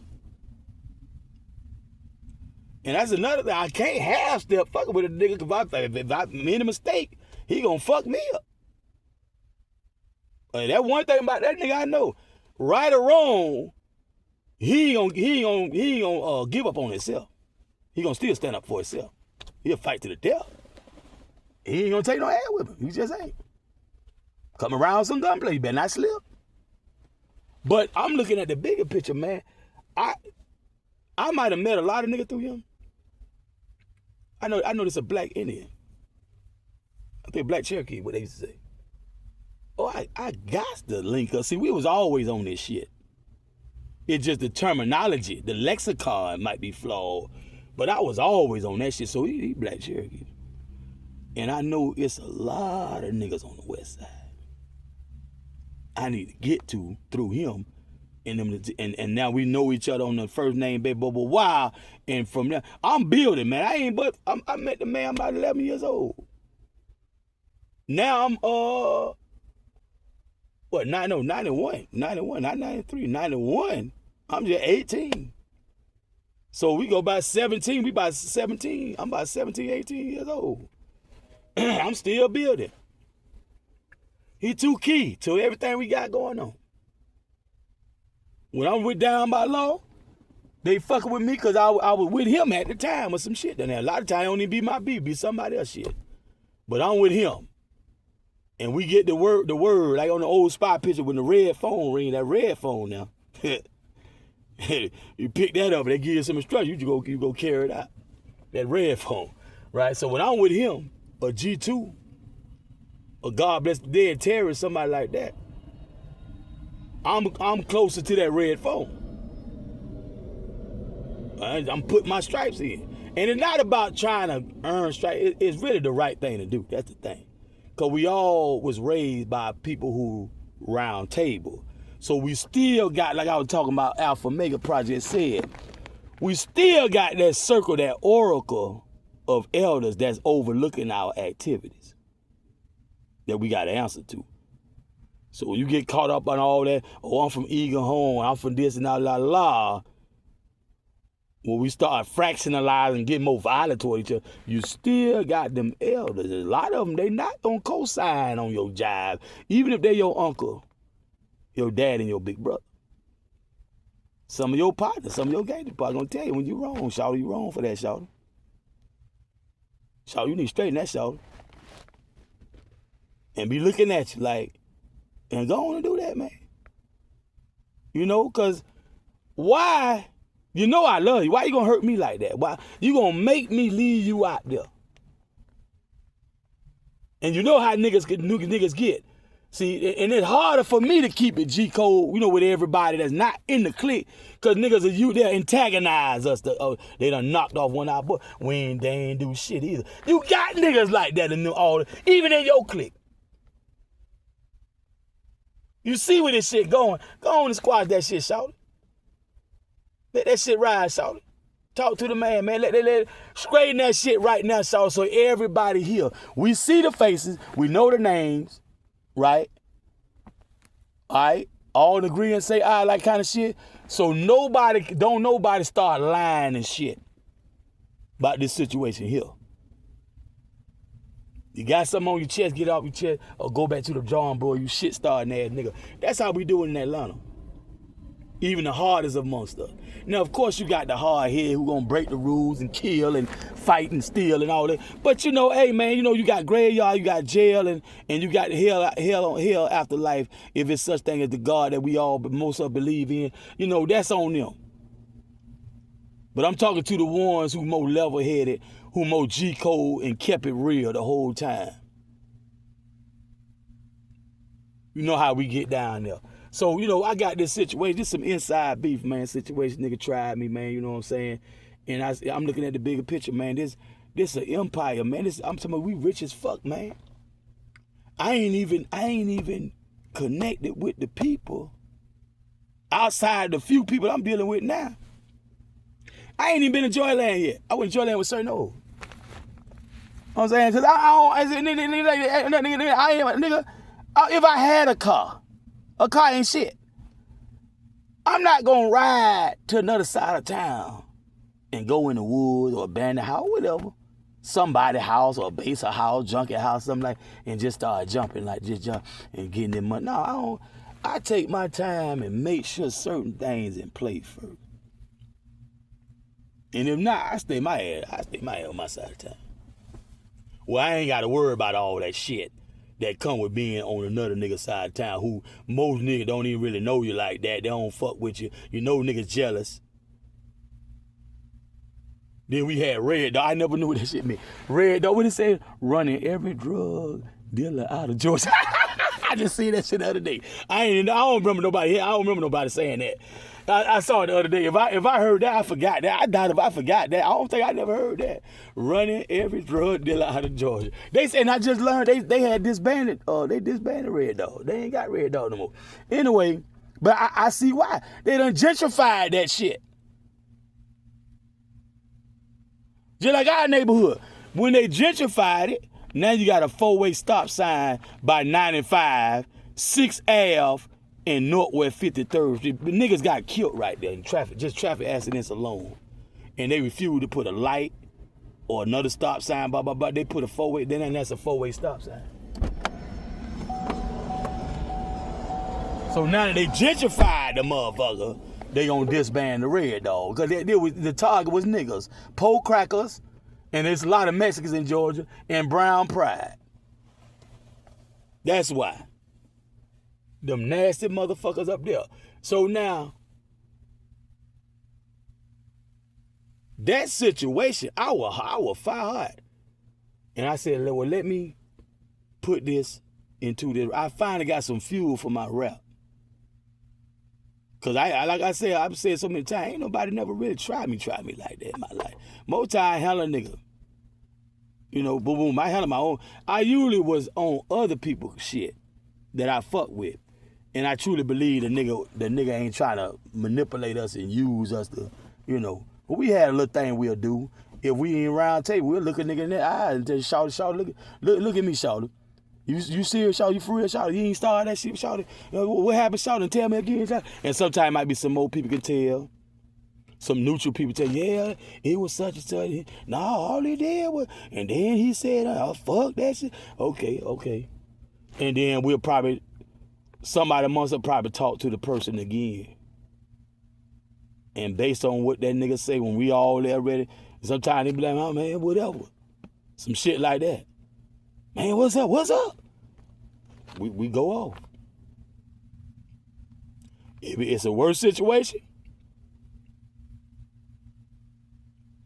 you come back shooting. Sight him with a rapper name, spot him, got him. So we come back shooting. We know who we looking for. And I don't even think I heard of a situation when one of us, it was a straight bullet hit somebody else. We know who we go get who we go get. And a lot of times, who we beefing with, we share neighborhood. See, down by law wasn't restricted to no one goddamn neighborhood. The same way with most of them other niggas. There's a lot of places we can go. And we know people probably got family over there. But we had to learn how to get along. Or get that ass spanked. That's how we did it. So I channeled that shit until they ain't never got gaffer like that. Man, I got YBI. YBI done messed me over. Come to find out, man, I'm about 40 something, about damn near 50 years old. When I find out the original YBI, up there Pony Down them, they was doing they young niggas like exactly how them niggas did us. The real original YBI. So I'm in school already. Everybody know I hustle now from the days I was actually hustling. And now they watching. That wardrobe ain't changing. That wardrobe getting old and getting cookabug, little lint balls and all that. You know, that shit ain't fresh no more, shawty. Right? Never hardly started acquiring jewelry for a good minute. It definitely ain't driving nothing. Them shoes started to get old and raggedy and all that. And boy, look at here. And always in the hood, always in the cut somewhere. Ain't want to go to a football game, a basketball game, like when you do with the varsity and all that. Ain't doing nothing. Southwest Tower, all that shit that was hidden back then. Greenbrier Mall, all that shit we do. And what that nigga doing? And then a lot of people I'm around, where I be at, they smoking dope. Ready. We used to call it ready. Right? Geek. Some of them hitting out the straight shooter. Some of them got the whole bowl. Put fire to the bowl. Right? Ain't too many people advertise that heroin, but you had that too. Ain't too many people advertise that. A lot of them were old school, even though they were young, they were old school acting, because a lot of times they picked it up from old school folk. So they got a lot of old school ways. And people who do shit like that, they don't too much tell people they business like that. That shit ain't nothing to play with. And so I channeled that shit into that in them bars. They ain't never got gaffer like that. And a part of that came from the main underlying theme. Niggas talk too much. Niggas make too many silly mistakes. Too much shit leading back. See, this we dealing with something in this era, in this time period. Niggas doing things, niggas come back and kill them.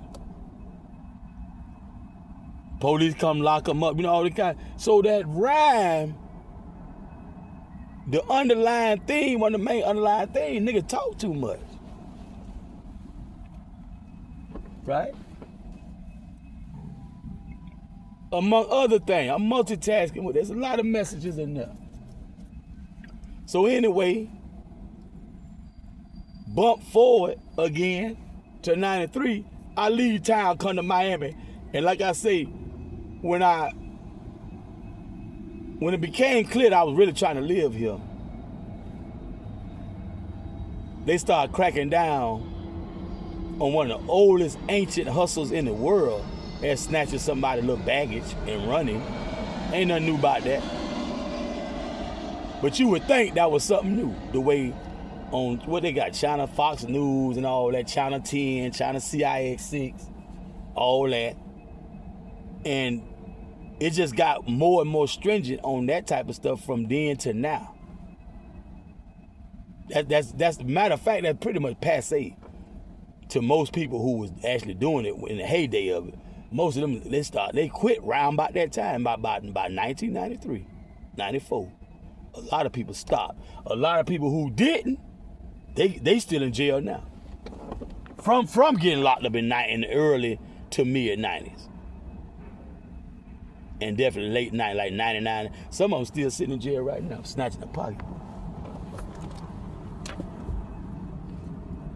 And I'm not exaggerating, I ain't bullshitting.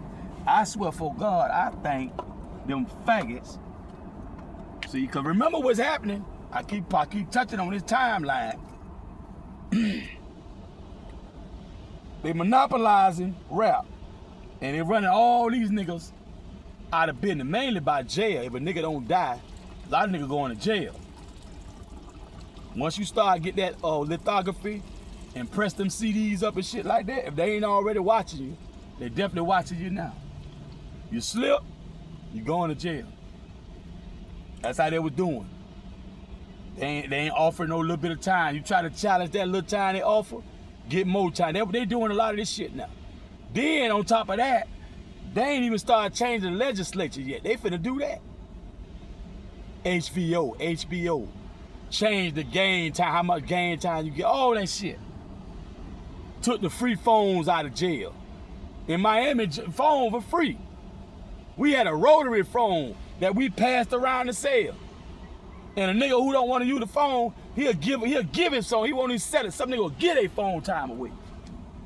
Go ahead, man. Phone wide open, cause ain't too many people got nobody to call. Either most niggas business handled and getting their commissary and shit like that, or niggas ain't got nobody to call in the damn way. So the phone wide ass and free. We kept our street clothes. We ain't had no prison blues and stripes and shit. We were wearing the shit you got locked up in, and your people can bring you some more clothes. That's how we were doing in Dade County. And shit just started changing. I strongly believe it had a lot to do with me. And meantime, they holding Puffy hand, giving him everything he need. Everything he need. While they trying to listen now, while they sabotaging your ability to get it out the mud, they giving him the shit. Giving it to him. Look at all the key people in that nigga career. Look at the Epstein case. Look at his case. No, not his case. Fuck that case. Fuck that last case. That ain't shit. Look at online with all the allegations against him. And they started putting in the mainstream media too.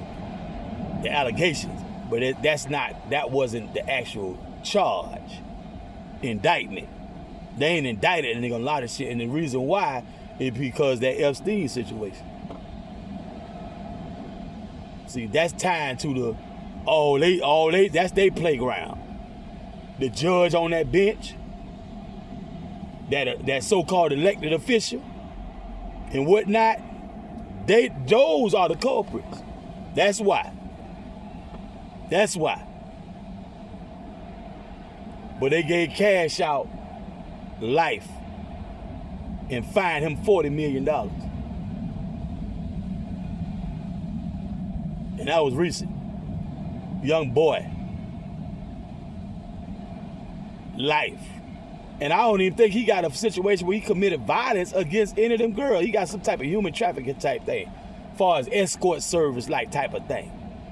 And they took it from that and went to the stream talking about human trafficking, la la la. But because I remember his closing arguments was that, definitely his closing argument was that not all the girls were free to go, to come and go. They were never held against their will. They were of age, and it was something like an escort service like type of thing. They gave that man life and charged the state $40 million. It's that double standard, that hypocrisy going on. And I'm gonna tell you, a lot of people had heard about that Mike Jabot situation. And they didn't need for me to say much because they already knew me. We talking about the people that knew me already. They already knew me. Then you got the ones who knew him. But mind you, me and Slimzo done put that music out. So it's bigger than my gangster partners right now. The ones who actually ran with me or who know it's out there now. So that makes up for the fact that niggas didn't know, but they know now. Cause see, real recognize real. It was hard to fake that type of nigga back then. A lot of niggas couldn't even rap. They couldn't even make up a rap like that. They couldn't even make it up. Gotta get paid these days. That's what I scream. I don't like popcorn. So like ice cream, hit a sweet lick. But first, hit east with. Most niggas couldn't make that up. It was too much in that they had no knowledge of. You had to know, see, it's a lot of shit that wasn't said, but because I said what I said, the way I said it, now I'm opening up the Pandora's box to the other stuff that ain't been said, but it's known. And most of the niggas that get down, like we get down, all they can do is look at me and smile. And we talking about the same nigga that would knock your fucking head off out here, myself included. They not humoring me. They not trying. If anything, they just wouldn't say nothing to probably not hurt my feeling, or they'll tell, cause we Joan up there. They'll tell you about yourself. But it's some niggas just look at me, just smile. But it was one problem. That made me even hotter. That music. So a lot of them got to fall back from me. Too hot. It's too much going on with me. So they just start giving me advice. The main advice was go to school. Too hot, man. Go to school, man. A lot of niggas just say, go to school, man. Coco and Toe. A lot of niggas, man, how you gonna get away with this shit, nigga? They looking at you, boy. Every second of the motherfucking day, every day of the motherfucking week, every goddamn money, every motherfucking money, every year, yeah, nigga. For now on, nigga, they gonna watch your head. Boy, that motherfucker, I'm trying to tell y'all.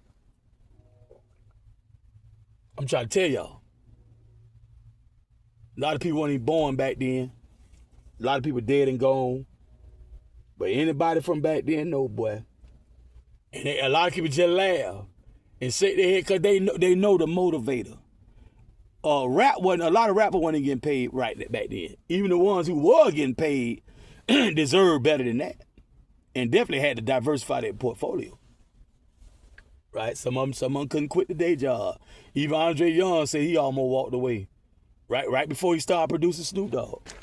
He said if it wasn't for Snoop Dogg, he would have walked away. Calvin Brodus helped save the game in the big way by convincing Andre Young to stay in the game. Because what Andre Young about to do,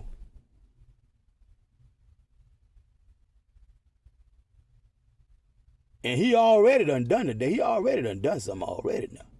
You can't overlook the works with the NWA work. But what he about to do, man. Then you got that Fifth Water bass. Cause when they bring that G-Funk,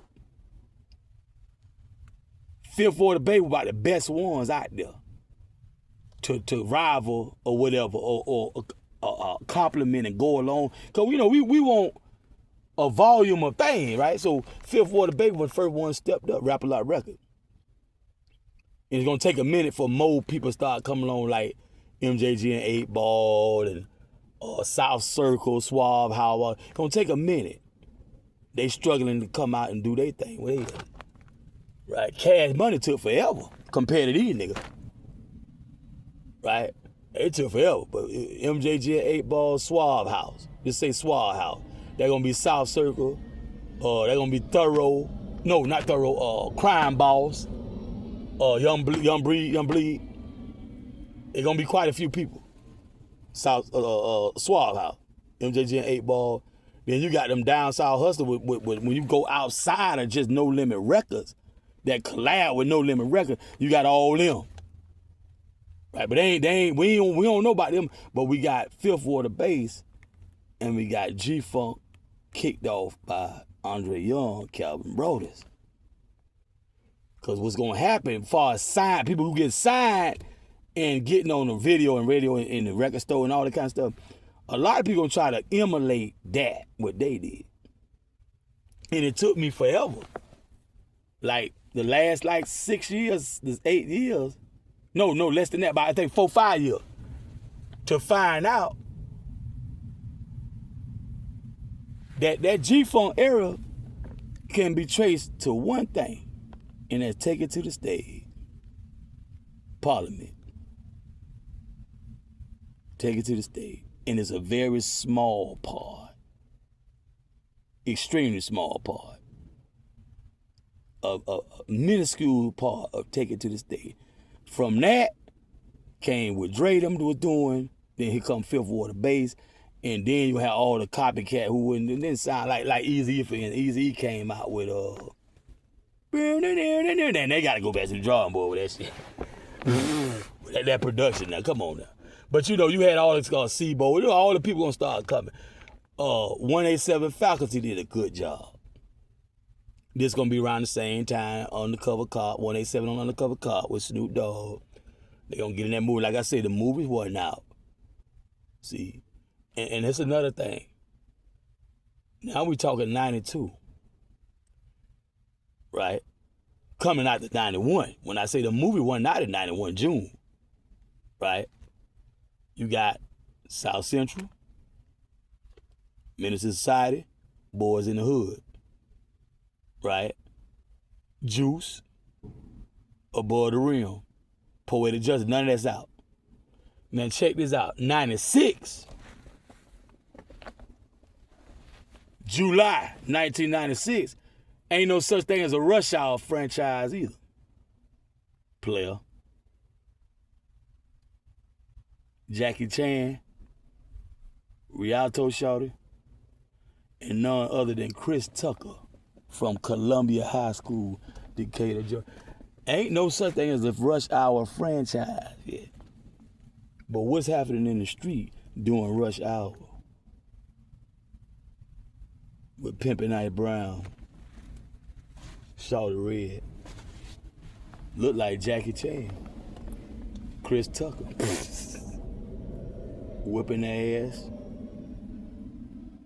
you know, action movie grade shit going on, like the car flip over and blow up type of shit, yeah. In Jackie Chan style, ass kicking, courtesy of yours truly, yeah.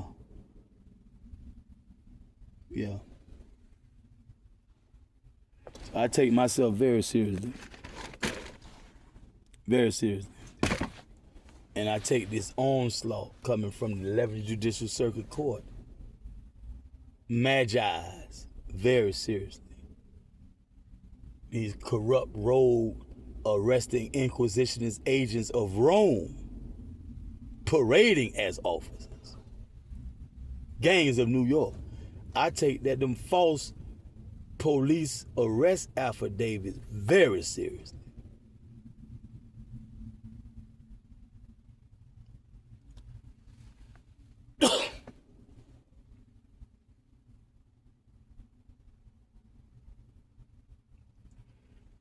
Divine Minister Khufu was cutting through Carrollton, Georgia, where I went to college at, to come see these devils face to face about the wrongful conviction issue, the filing of the false police arrest affidavits,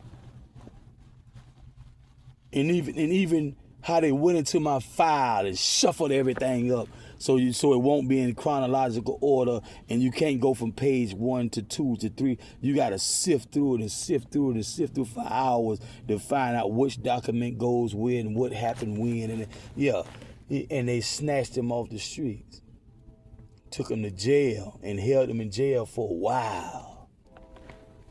Terry Carlton Bay, Coleman Clan, Divine Minister Khufu.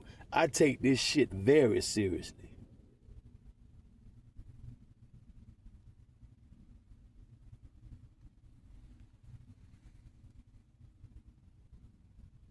And if you got a problem with me, get it while the getting's good.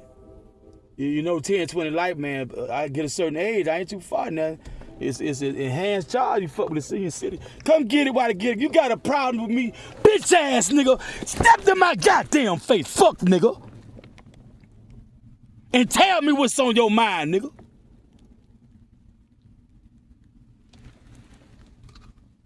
And I'm talking about you who really want to put your hands on me, put your pistol in my face and squeeze the trigger. Whoever the fuck you is, nigga, let it be known who the fuck you is, nigga. Stealing from me, defrauding me and all this shit.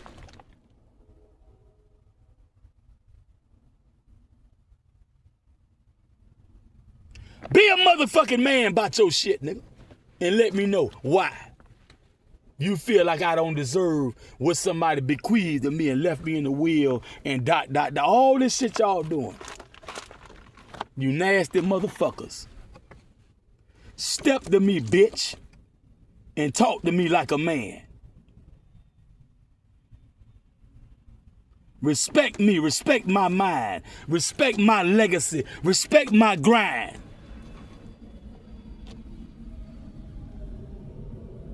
Y'all know I was behind Locking It Down Records, Club 56, Club Static, Underground Compound. Y'all know every move I motherfucking made.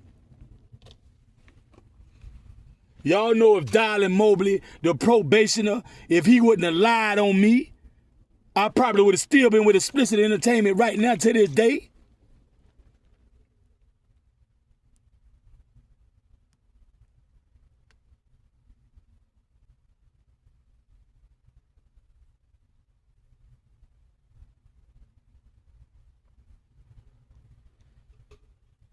Active MOORS, more active.